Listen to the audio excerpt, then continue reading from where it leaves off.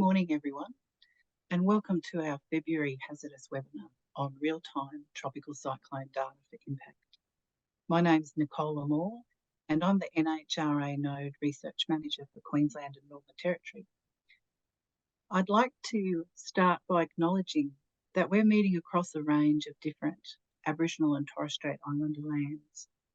I'm on Gubbi Gubbi country here in the beautiful Moreton Bay region north of Brisbane. And First Nations people have long looked after and cared for country as kin and continue to do so today. I'm a guest here on Gubbi Gubbi country, as I am wherever I walk within Australia, and sovereignty has never been ceded. And we at NHRA can play a fundamental role in dismantling the ongoing processes of colonisation and supporting Aboriginal people and non-Aboriginal people on this journey. After all, we all share the same fundamental goal, that of resilient and sustainable landscapes and communities and everything in between. So today's webinar will be recorded and a link will be provided to everyone who registered. It will also be made available from our website in due course. So please let us know if you have any technical problems during the webinar, just by adding the details into the question and answer function at the bottom of the screen, and our team will help to support you. We're going to commence the presentation shortly, and all the questions will be answered at the end of the formal presentations, but you're welcome to post them in the Q&A section as we progress through the webinar. NHRA is very proud to have supported this initiative via a small project to automate and streamline the data acquisition and dissemination procedures of the portable weather stations that are deployed during tropical cyclones in Queensland. And the project outcomes have now ensured that the data capture and the dissemination of real-time data during events is more robust, reliable and timely. So I'd like to introduce you to our three presenters this morning. We've got Dr. David Henderson from the Cyclone Testing Station at James Cook University. David is an engineer at the CTS, and David joined the Cyclone Testing Station in 1991 and has so far demonstrated a complete lack of initiative to go somewhere else. He has broken everything from roofing screws to complete houses, and David has conducted post-disaster damage investigations in Australia and overseas. He has developed vulnerability models for residential and commercial buildings and is involved in the development of Australian standards. We've also got Dr. Matthew Mason from the University of Queensland and from NHRA as well. Matt is a senior lecturer in the School of Civil Engineering at the University of Queensland, and his expertise lies in the field of natural hazards, where he has interest in a range of topics, including catastrophe risk modelling on tropical cyclones, thunderstorms and floods, wind engineering, wind tunnel testing, boundary layer meteorology and observational meteorology. Matt also has a strong interest in understanding and mitigating the impact of severe weather on the built environment through the application of advanced risk modelling and assessment tools. And we're also really pleased to have with us Francesca Kirby from the Australian Reinsurance Pool Corporation. Francesca, or Fran, is an actuary working for the Australian Reinsurance Pool Corporation, and this organisation administers the federal government cyclone reinsurance pool, which aims to increase insurance affordability and availability in high cyclone risk areas. The cyclone pool doesn't charge profit margins, and so reduces the overall cost of cyclone insurance in Australia. And Fran is the pricing manager at ARPC. And prior to joining ARPC, Fran worked in general insurance consulting for 7 years, specialising in insurance pricing, perils and climate risk.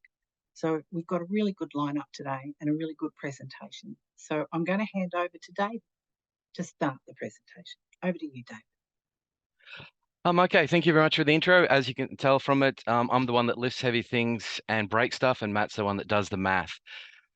Really jumping into the talks, we've got a few things to jump through. In terms of, really, we've got our portable anemometer network because we want to measure the speeds of the tropical cyclones that are impacting the community where we live.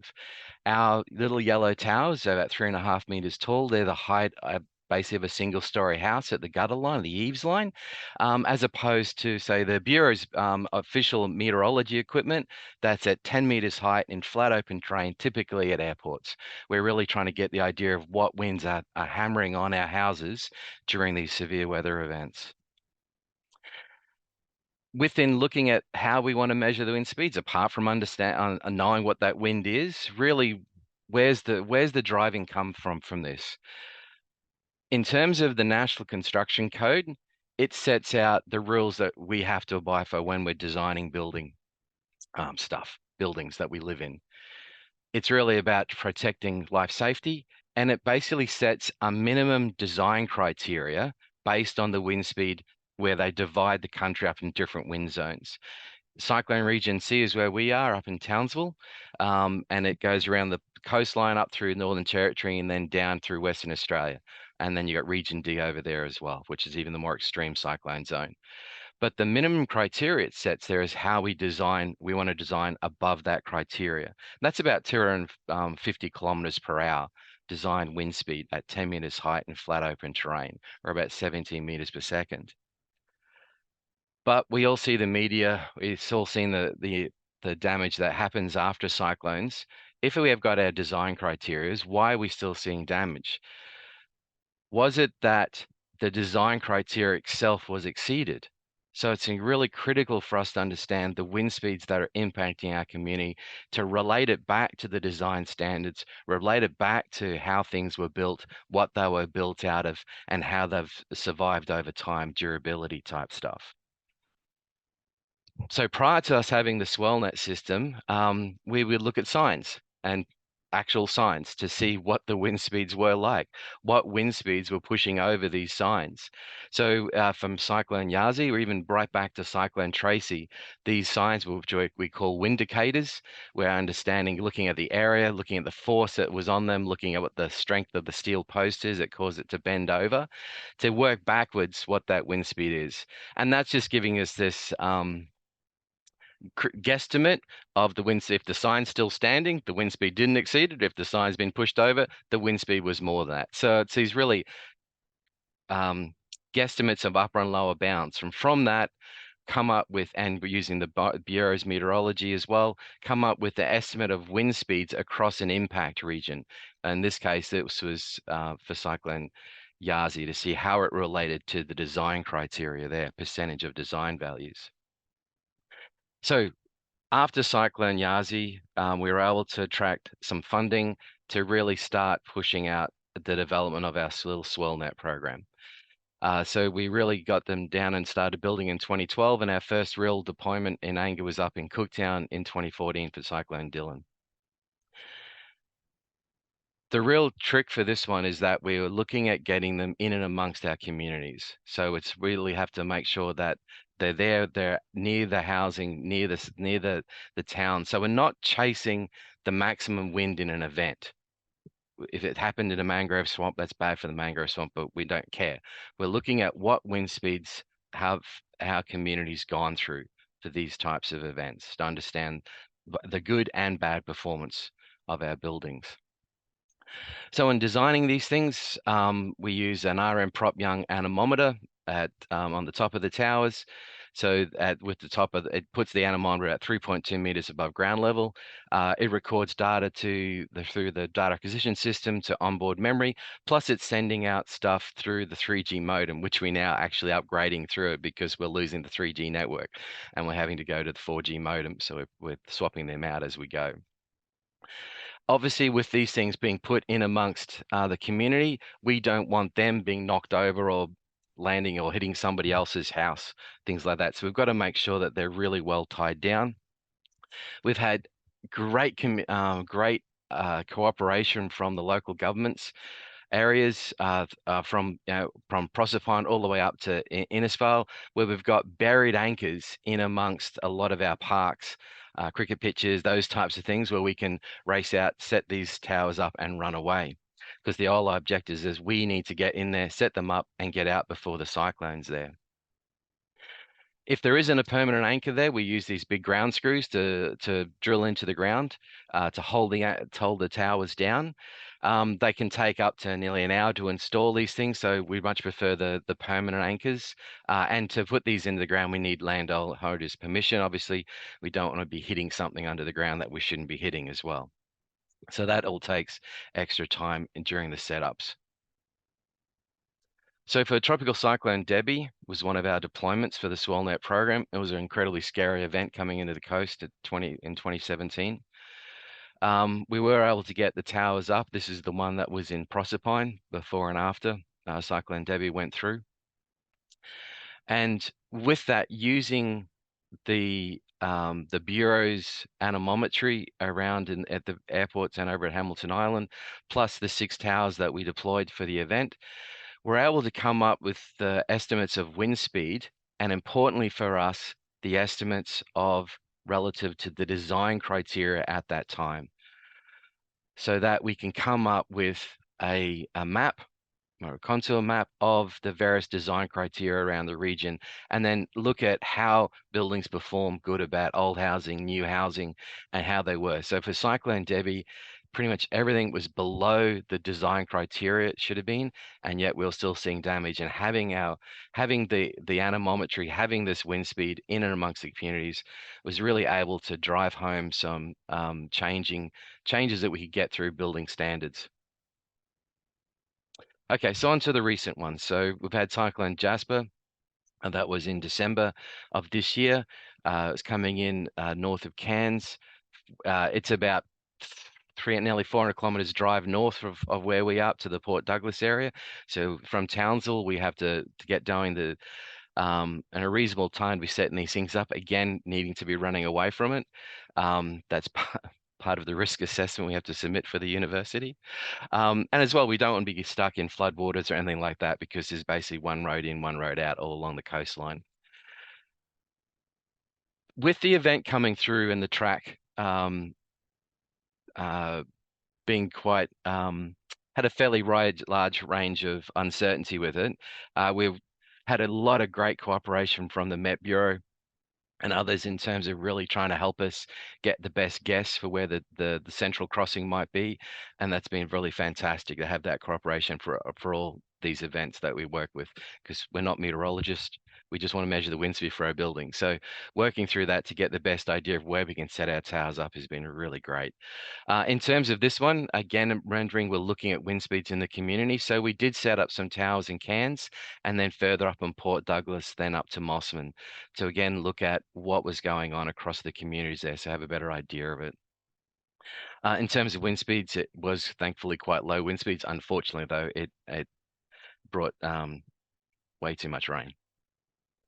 So Cyclone Kirrily, basically we just clean the gear off after Jasper, then we're having me setting up again for another one. This one was coming in as potentially forecast as a Category 2 a few days out. And in terms of the line we were looking at, we've got to be going out 48 hours before the predicted crossing to start thinking about setting up. Initially, we're looking at between Townsville and Ayr and distributing the towers in those 2 locations. Working with the Met Bureau and others around, really started to hone in on Townsville as being an area to set up. Thinking of the system as being maybe a Category 1, Category 2 system coming in.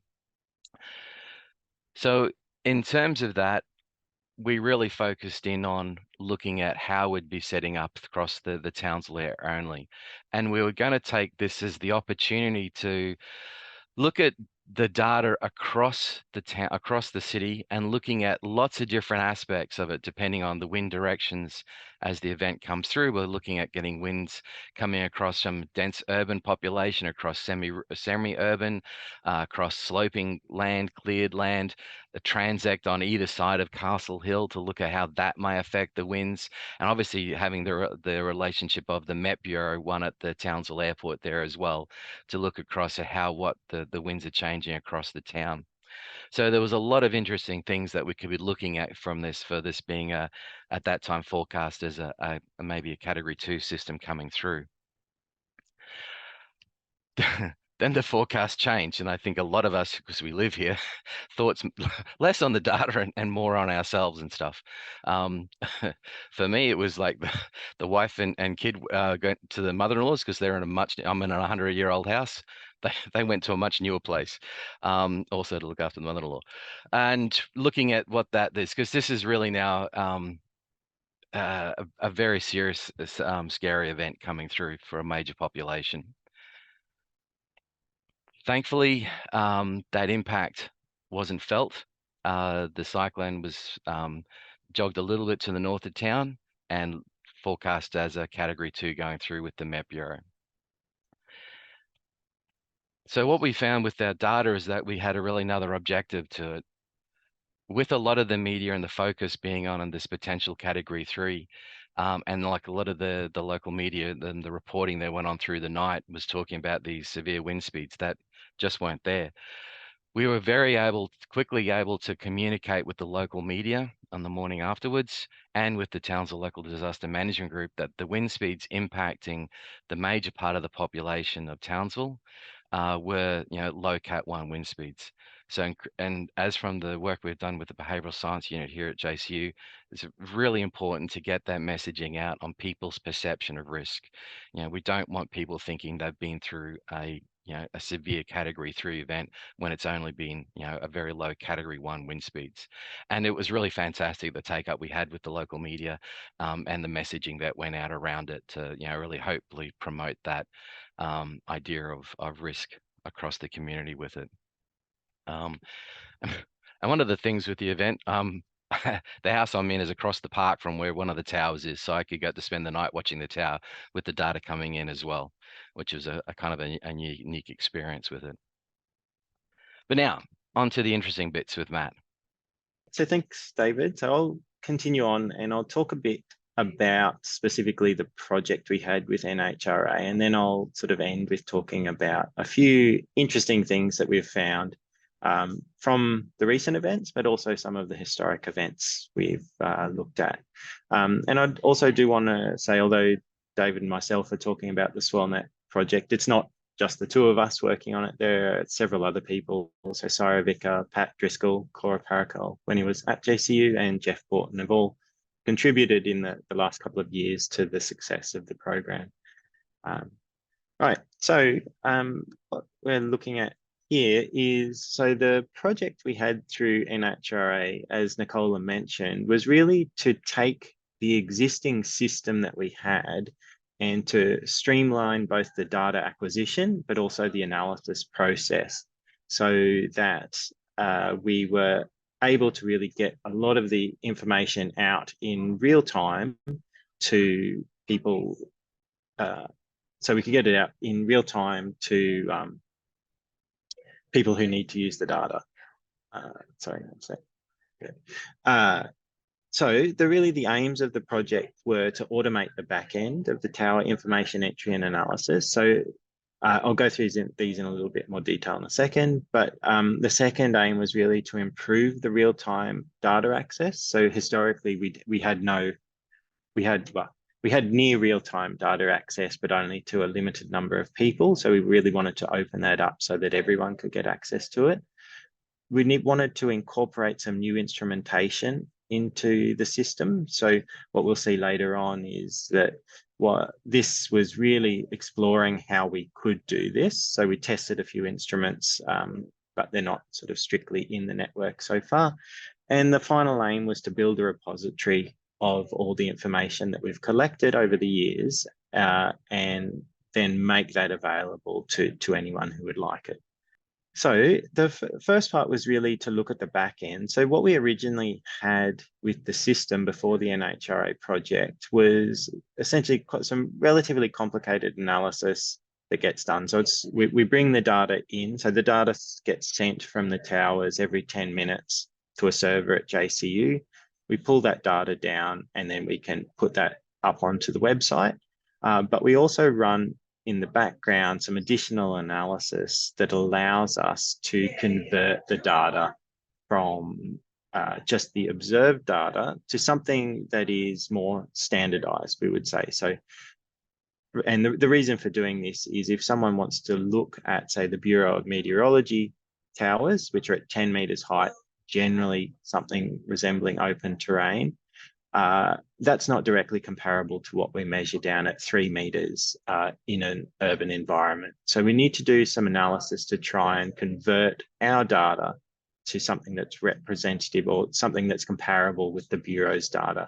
So we have that all going in the background. So previously that was all done on my laptop, and it was requiring me to manually download the data from the server and run all of that. And that was obviously something we wanted to change. The other thing was there was only a single user access to the back end of the website. So actually getting information about the tower locations was quite cumbersome. So we really wanted to update that as well. So with the funding we got for the project, what we were able to do was convert the coding in the back end from MATLAB to Python. And then with that, we were able to put that onto the server, the JCU server where the data is being pulled, and then integrate all that so that the data is analyzed in real time as the data comes in. And then that also feeds directly into the website, and everything is plotted in an automated fashion. So that's really streamlined that very well, and does allow anyone who wants to see it. It's not reliant on me being awake and pressing go on my laptop to get it up to the website. That's all done by default, and that just makes that process a whole lot neater. The other thing is really the entry of information about where the towers are. So here we developed a nice, well, the team developed a nice web interface for inputting this data. So the way we ran the last 2 events is that we would have a field team and a team, and then a person, being me, sitting back in Brisbane, but then the field team can send me information and I can just upload this through the new web interface to go into the website. But the way it's been set up is that can actually all be done from the field if we want to. So you can have the person deploying the tower, they get the lat long, automatically put that into the interface, and that uploads and puts a new sort of dot on the map. So where you can see the map here, we've got the several towers deployed, and that can automatically be done from in the field if needs be. So then the real-time access that we wanted to improve. So previously, we had the sort of segmented type of approach to the real-time access. There was a public interface, which was essentially just the figure you see here. So you could go to the SwellNet website, which we've got the link there, though I'm hopeful that most people on this call already know what it is. You would go to the website and you could see this. This is the wind speed and direction. You're also able to get pressure as well. So that was good for at least viewing it. And you could see the map and approximately see where they were. But what we also had here was just the raw observation. So we didn't have those standardized observations that I was talking about before. We did have sort of a second set of data that was available, but this was only to a select number of users because it required a bit of a cumbersome process to go and sort of access a Dropbox folder, pull down the data from there. And it just ended up being quite cumbersome to go through. So what we ended up doing was having just a single access point, which is the website. And from the website, we now not only plot the raw observations, but we in real time plot the standardized observations as well. And as I said, we think that this is very important because what we don't want is someone viewing the site and seeing, okay, well, they've deployed a tower not too far from a Bureau weather station. The Bureau weather station says 160 kilometers an hour, and there says 90 kilometers per hour, which is probably a realistic thing given we're in suburban terrain and down at much lower heights.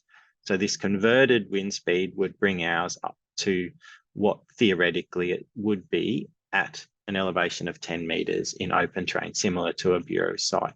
So they're now comparable when viewing across them. We also included a data download function. So this allows anyone viewing the site, so it's no longer just a select few people. Anyone that's viewing the site can click on the data download, which is at the bottom of the page, and get all of the observations that we've got up to that point. And within that data file that it pulls down, you have both the raw observations and the converted data as well that you can work with. So the instrumentation, as David mentioned, we had the system is made up of 6 deployable anemometers with RM Young. These give us relative humidity, pressure, and temperature. We do have some video imagery that we sometimes use. They weren't deployed with the last 2 events, but they're in the system.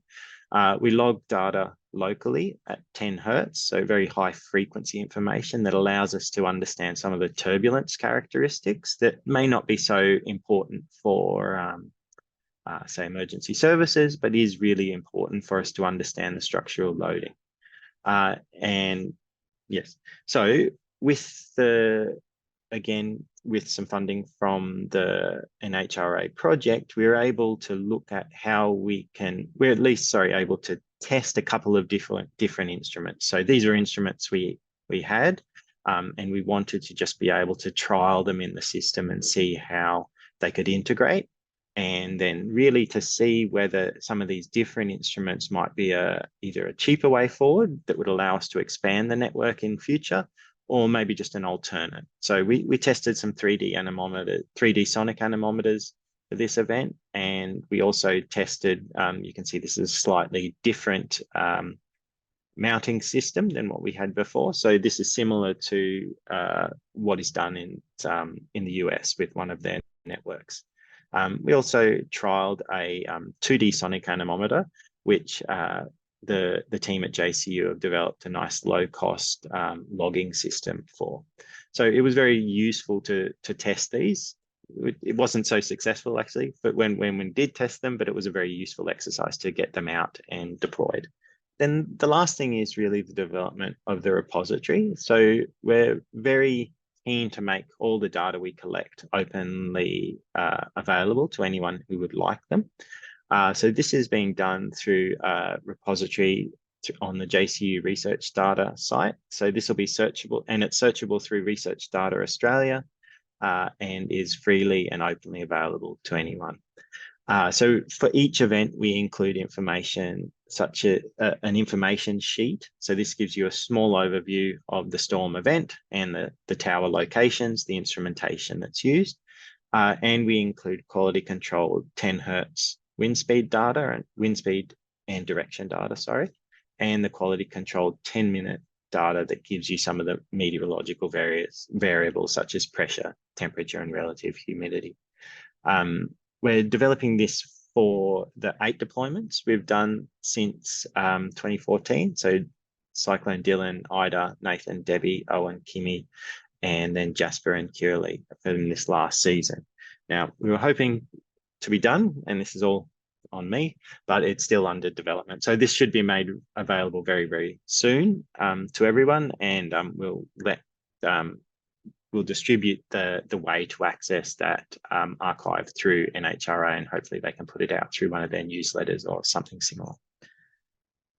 So then getting to some of the interesting observations that we've had over the event. And so we'll start off with the most recent one with Kirrily. So similar to what David showed for Cyclone Debbie, here what we can just see is from all our towers, the observations that we made through the passage of the event. And here what I'm showing is for each of the tower locations, we have 2 numbers. The top number is the observed maximum gust wind speed, and this is a 3-second gust wind speed. And the number in the brackets is the standardized version. So that's the estimated value at 10-meter height in terrain category 2, which is again the one that's comparable with the Bureau weather stations. And we can see throughout Townsville, we get relatively similar values. So the standardized values all kind of in the 80 to 90 kilometers per hour. But we do have in the southeast corner down at Elliott Springs, we got up to about 120 kilometres standardised value. And what that was because of is just to the south of the eye when Kirrily came in, there was a sort of a big region of high wind speeds, but as the storm came ashore, it really decayed quite rapidly. So we actually got the gust down at Elliott Springs before any of the others got any decent gusts. But then as the storm came through, we saw the southeast edge of the storm coming in, and we can see that the direction of the peak wind speeds for most of those is coming from the southeast. So what that's telling us is that it's really as the eye is just offshore, it's pulling air up from the southeast, and that's what we're getting. So that sort of showed that here we weren't getting the worst sort of case where you would expect strongest winds if it's coming off the ocean. Here, the strongest winds were observed as it's being dragged over the land. You can also see that Tower 6 in the middle of Townsville actually has its strongest gusts going in pretty much an opposite direction. And that was actually because that tower observed its maximum gust at the backside of the storm. So the eye had passed through, and then it was as the storm was coming back around, the northeasterly part of the storm, where the flow was coming off the ocean, is when it received its peak wind. It got a very similar wind speed on the front side of the eye, but it was a bit higher at the back. And if we then do the same analysis that David mentioned, comparing these wind speeds to what is used for the design of structures in Townsville at the moment, we can see that the wind speeds experienced here are on the order of only about 40 to 50% of the V500 or the design wind speed. So the fact that there was some damage, but not really widespread damage from the event, is what we would expect for wind speeds of this intensity. So just very quickly, some other things we've seen previously. So Cyclone Debbie was a very interesting event and we got some really, really interesting data here. And the figure I'll just show you, I want you to focus on, is on the right-hand side, where we can see for a short period of time, so it's a 2-minute sample of wind data, the dashed line, the dashed red line, is your mean over that 2 minutes, and the dot dash line, red line, is your theoretical expected peak for that time period. But what we were observed here was a couple of periods where we were getting these really anomalously high gusts during the storm. And this kind of is, we sort of definitively still don't know what was causing this, and the fact that we got multiple of them occurring sort of as the storm passed. But these have been observed actually in several storms in different parts of the world. And what we kind of hypothesize is that here we're getting some really small scale vortices spinning up in the eye wall of the storm. And so this is suggesting some very much smaller scale features, which may be things that trigger some very small areas of damage, but small areas of really intense damage. So trying to understand some of these features is really something we would like to do with our data. The final observation I'll show is here, this was from Cyclone Nathan several years ago now, but one that I found quite interesting. We had one tower near an airport, and towards the east, we had sort of airport runway and mown grass for about a kilometre. To the southeast, we had only about 250 kilometres of that same roughness. And if we go in and look at the turbulence intensity, and the turbulence intensity is really just the variability we have in the wind divided by the mean wind speed. And this is one way we sort of describe what the turbulence in the wind is. We can see that for the winds from the southeast, so sort of around the 120 to 130 degrees, so coming up from the southeast, we can see we're getting turbulence values of around 30% or 0.3 here. And when we're coming from the east, we can see these drop way down to about 15, 16%.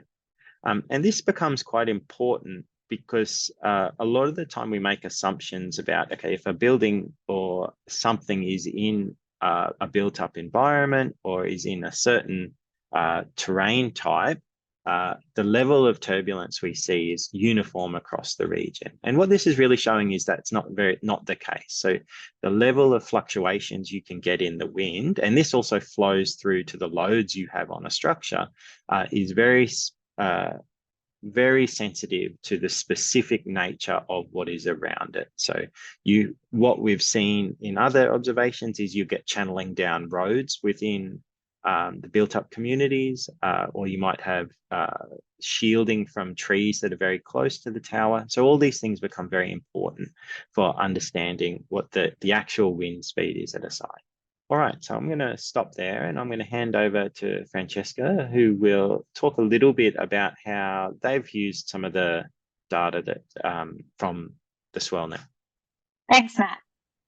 Yes, so we are an end user of the SwellNet data, which is why I'm joining the webinar today. So my name's Fran and I work for ARPC, or Australian Reinsurance Pool Corporation, and I'm an actuary there. I'm the manager for pricing.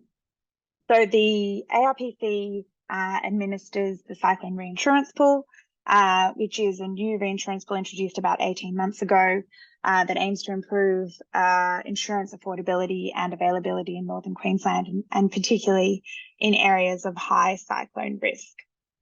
So the way the pool works is insurers pay some of the premiums that they collect from householders and homeowners. They pay that into the cyclone pool. And then when there is a tropical cyclone event that meets our event definition as prescribed in the legislation and as declared by the Bureau of Meteorology, we cover all of the claims that arise from that declared event. And they are paid out of the cyclone pool, out of the money that the insurers pay in. And the premiums that we charge don't have any profit margins in them. And so we're able to reduce the overall cost of insurance and try to alleviate some of the premium affordability stress for those in the very high risk areas. So how do we use the SwellNet data? So for us, as I said, we're a new pool. And a lot of the time we're working with relatively little information. So one of the ways that we suffer from a lack of information is when we have a cyclone event. So that cyclone event, as I said, we have to cover all of the claims that come from that. But most of the time when they happen, we really know nothing about them. So insurers obviously have information, they have their policyholders calling up, they have claim notifications, they know a lot more than us, but we don't get claims information from those insurers until a fair bit down the line. So sometimes 3 or 4 months. It's just like a reporting lag. That's part of the way that we work. However, we do have stakeholders banging on our door asking how much is this event going to cost, and that includes obviously the government who pay for the cyclone claims if the money in the pool isn't enough to cover them. So this season so far we've declared 3 different events, including TC Kirrily and Jasper, as have been discussed already in this session. So here I've shown on the right here a wind field simulation of what happened during TC Kirrily. So you can see the cyclone track coming through the middle there and the simulated wind speeds around that cyclone track. So one of our catastrophe modelling providers, Risk Frontiers, provide us with loss estimates in the period immediately following the event, kind of tide us over until we start getting information from insurers. So those loss estimates are generated using these simulated wind fields. So each property that is covered by the cyclone pool is matched to a maximum wind speed or wind gust that was experienced in that particular location. And Risk Frontiers are then able to generate an estimated loss from that wind speed and aggregate that together and give it to us as a loss for the event as a whole. So the way that we use the SwellNet data for this particular application is Risk Frontiers use the data to basically validate this simulated wind field So again, like similar to the way that David uses the data, we want to understand the impact on property damage and insurance losses. So it's really valuable for us to have those observations in and among the community to understand what the wind speeds actually were at those particular locations and use it to validate that simulated data that we rely on for our overall loss estimates. And then the second application that I'll talk about, if you go to the next slide, Matt, is in our claims analytics. So again, being a new pool, we didn't, when we started it up, we didn't have any claims information. So in order to set our premiums, we had to rely on alternative sources of information. Again, catastrophe model outputs, industry benchmarks, these kinds of things were what fed into our premiums. So the way that our premiums work is they vary depending on building characteristics, like what the building's made of or when it was built, which obviously varies the vulnerability of that building to damage from wind. So now that we have claims data coming through, we need to use that data to validate those assumptions and those benchmarks and outputs that we use to set our premiums. So when a claim comes through, we match it to a wind speed, a maximum wind speed experience at that particular geocoded location. And again, to do that, we're using simulated wind fields. So this one here is from Geoscience Australia. This is not matching to a particular event, but they do produce simulated wind fields after actual events. And we can then match those wind speeds to each of the claims that come through to us from insurers and use some analytics to understand whether our assumptions about the relative vulnerability of different materials and construction ages and things like that are marrying up with what we're seeing coming through in that claims experience. So we're not really using the data kind of real time like you might in emergency management, but for us it's maybe a few months down the track. So we're about to do this for Kirrily, taking those real observations and again using them to validate these wind field simulations that we're relying on to make sure that we're happy with the results that are coming out of these kinds of analytics projects as they feed into our premiums, which is of course one of our most important things that we put out to the market. So that was all I had, just a quick input from me. So I think we'll throw back to Nicola now to see if there are any questions that have come through during the session. Thank you to the three of you. That was fascinating. I was really interested to hear how you're using the data, Fran, because I wouldn't have expected that. I mean, I come from a disaster management background, so I can understand its use within events and planning and everything, but that's a really interesting use of the data.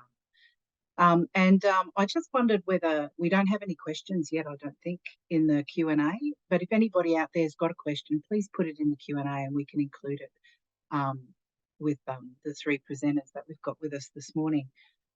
Matt, I'm just curious, how do other stakeholders use this data? Like, that was a really interesting case for Fran, but in what other ways do you know about that stakeholders are using the data? So we're aware that the Bureau of there are people from the Bureau of Meteorology on the line, so maybe they can answer this better than I can. But to my understanding, they're using it sort of to really complement their real-time observational data. So what we have along the sort of Queensland coast is quite often a few gaps in where there are stations, and what the SwellNet does is kind of plug some of those gaps, but also plug it across different regions. So I think the Bureau will use it to supplement the observations that they have. And David might be able to speak more about how some of the local councils have used it, because he's had a bit more of a discussion with them about that. Yes, please. Yeah, sure. Thanks, Matt. Yeah, in terms of it, a lot it's around understanding. There's been some talk around using it in terms of when the lockdown periods start and end for cyclone shelters, using that, just adding to the official Met Bureau network as well, because the data is available and it's normally a robust form of data that councils can tag into. The other one, again, as we mentioned during the talk, is really communicating back with the people in the areas that had been impacted, what the wind speeds they actually felt. So we've still got the hang up from, say, Cyclone Yazi, where it was a Category 5 system offshore, came in as an incredibly severe Category 4 system, and yet you have people in towns that will still tell me they've been through a Category 5, even though it's a couple of 100 kilometres north, because they were feeling winds of about that Category 1.5 wind speeds coming through for that. So it's really having that data that's in amongst to the community. You can point to where the tower is in that park. Everyone knows where it is. As Matt's gone through to relate that wind speed back to the 10-meter height official one, which is really important. Make sure we're comparing oranges and oranges to communicate that out through it. And then again, we've used it and others have used it a lot for interpreting the effectiveness of our building codes, our standards, design criteria, all those things with it for those wind speeds. Yeah, thanks, David. We've got a couple of questions, folks, that have come through. So Kate Saunders has got a question. She's curious about whether you've compared SwellNet to the citizen science stations in the region. That's to you, David. Sure. Okay. Yeah, look, we try to get as much data as we can from many different places, like even bent road signs or moved shipping containers, anything we can work back with to get some point of data in amongst the community. One of the issues that we have with backyard anemometry and stuff is generally we don't know what type it is. We don't know where it is. All they know is post up a number. And as what Matt pointed out, trying to relate that number back to a common truth or a common reference point is very, very difficult, because if you have your anemometer just sticking off the corner of your shed or your house, that anemometer is greatly affected by how the wind is speeding up or shielded by that house. We've had people stick them in the mango tree and try and tell us that that's a reading for it. So look, there's a lot of information out there. We don't discount anything, but we also then really have to understand the robustness of that data and is it that useful to us. A lot of times we do take serious note of the pressure that they measure, because that's fairly independent of a lot of times of where the actual location might be. So again, it really depends on what where the data is and where it's coming from. Thanks, David. We've got another one from David Rhodes.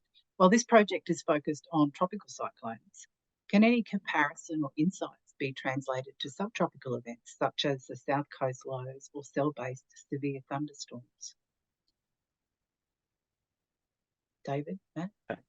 Yeah, I'm happy to answer that. So, I mean, in essence, we could deploy the instrumentation for those events. It's cell-based severe thunderstorms is much harder because that deployment has to be much quicker, and the time taken to deploy one of our towers is not really compatible with it. You need to really be able to deploy something within a couple of minutes to be able to sort of get in front of storms. Having something that's a bit bigger and heavier is okay for a tropical cyclone because you have a bit more time, but you potentially are getting stronger wind speed. So we have to really make sure that whatever we put out there is not going to become another piece of debris that could injure someone or any other building. So in many respects, what we have is over-engineered, but we want to be 100%, 99.9% certain that it's not going to fall over or become problematic during an event. So that makes deployment for severe convective storms quite tricky.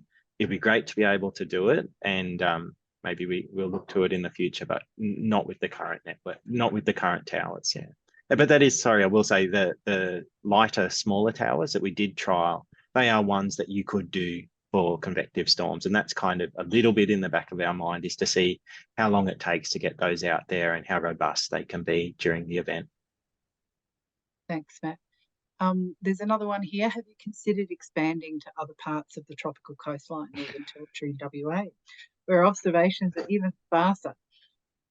Yeah, Well, sure, Craig. yeah, we'll turn to NHRA for another grant for that. Thank you. Yeah, thanks very much. Yes. Anyone with a Hercules or a C5 transport? It all fits on a trailer and it does fit into they can even fit into a Chinook if anyone's going to offer. But Yeah, no, so that'd be really lovely. But yeah, the tyranny of distance and stuff is pretty huge. So funding is a real crucial one to getting that done. Did you want to talk about that, David? Because you've had a lot of different organisations and stakeholders that have been involved in the establishment of SwellNet over time. So it's not something that's been funded by one source, is it? You've had lots of different players, I suppose, or supporters in the development of the system.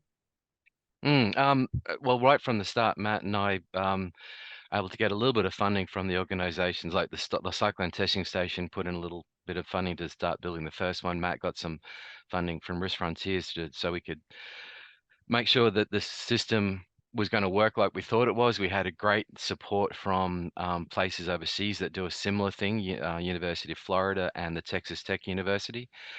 So they were very freely with sending us information on what worked and what didn't work. We had to adapt that for our own issues that we have here in terms of the amount of travel time and setting up. And as Matt says, we don't want these things falling into someone else's place.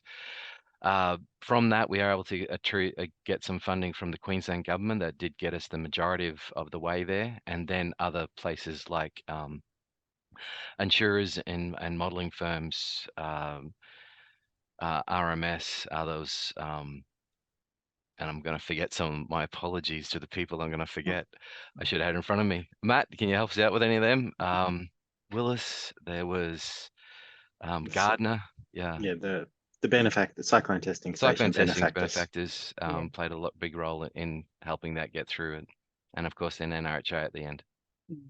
So basically that kind of leads to, limitations on the scope of what you're working with and where you can work as well in terms of the funding sources, I suppose. I just want to note, Harold Richter from the Bureau has put in some details in the Q&A regarding an application of real-time data for shaping some of the Bureau warnings for tropical cyclones. So I just wanted to thank you for offering that up, Harold. And if any of you are interested, you can have a look at that. Graham Dandies asked, presumably there are empirical relationships between peak wind speed and the likely cost of damage. Are these standard relationships or are they very location specific? Is that answerable? Yeah, I mean, I think that's kind of going to the vulnerability relationships that are being developed. And there are empirical relationships that are generally quite broad. I mean, David's done a lot of work developing them specifically for North Queensland housing and also other parts of Australia as well. But I think some of the stuff that Fran was talking about is really where they're going to be able to utilise some of the SwellNet data as well as the Bureau data to verify the wind fields that might come out of models, couple that with the losses that are observed, and then they can really build very specific relationships. And maybe coming out of that, we will find there is more regional variability than we expect. But until really a lot of that data is sorted through and analysed and really opened up for everyone to analyse, then I think that's kind of a learning that might come out of it. But yes, there are empirical relationships that exist. But they all really need to be verified. And the way we build houses changes with time. So this is not there's no static answer to that. We have to continually reevaluate what we think we know about these things. And I think the data from SwellNet is one piece of the puzzle that's needed to try and do this. Thanks, Matt. Yeah, I think that in the models, they don't necessarily always capture the regional variability within Australia, and possible that the models are more calibrated to East Coast events where we have more exposure and we have more claims experience. So one of the things that we will be doing as we get more events coming through the cyclone pool is making sure that we try and understand events that happen in different areas that might show different claims profiles and different damage profiles across different construction types and other variables as well. make sure that we're understanding that regional variability. And just on that, wind is just one component of it as well, because you got wind-driven rain. The amount of water that we get coming into our buildings is another huge driver of loss. And as Matt pointed out, things change over time. Not only do building standards change and product standards change, but like a house built in the 90s, we built to basically the standards now, but it's now a 30-year-old house, tending towards get to middle age. So things have changed within it as well. People have added stuff to it. Plus there might be maintenance issues that haven't been looked after. So all those things come into that that question of what wind and what damage. It's a very multi-piece puzzle that all of this data goes to help understand. We've got a question here, maybe for you, Fran. Is the insurance industry interested in proactively educating the community and incentivising them to adapt current builds to be more resilient with wind-rated products? Is that? Well, part of the way that we've designed our pricing, it's actually one of our legislative objectives to try and encourage risk mitigation. I mean, this is specifically for cyclone, but obviously there are risk mitigations across a bunch of different perils and natural hazards that can be put in place. For cyclone, partly because of the work done by the CTS, there is more knowledge out there, and there's some funding as part of Queensland government programs. And so there's a bit more information available that we were able to build into our premiums. So insurers pay to the cyclone pool a lower premium if the homeowner has done mitigation works that fall into a few broad categories. Then they get relatively substantial premium discounts, and then that should flow through to the policyholder. So we're trying to incentivise insurers to ask those questions and build awareness within their policyholder base about those particular discounts and benefits. But it's a difficult one with insurers. They like to see proof of benefits before they'll offer premium relief sometimes. So I guess with us trying to push that forward and giving the immediate premium relief, hopefully that will, build that within the market. Yeah, thanks, Fran. We've got another question from Kate. Have you looked at the forecast skill using your SwirlNet observations compared to the official Australian Weather System? Is that right? AWS?